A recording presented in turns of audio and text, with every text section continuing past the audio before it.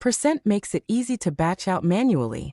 Users have the option to make percent initiate batches, or rely on the terminal to do so. There's a Settle CC Batch button found in the Manager menu, or you can create a button for your users. To use these buttons, ensure that the host-initiated settlement is toggled off in the following tabs. If they are toggled on, batches are depending on the terminal to initiate the settlement. They're found through the Setup menu, in the Store configuration.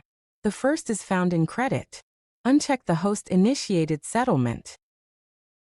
Do the same under Debit, Food Stamp, and EBT Cash. Don't forget to save.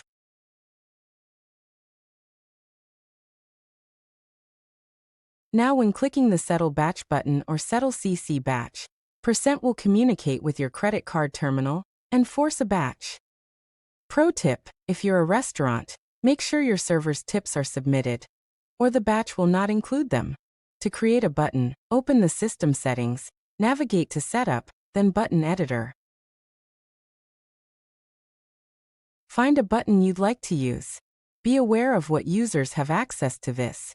It's a good idea to create the button behind a Manager panel.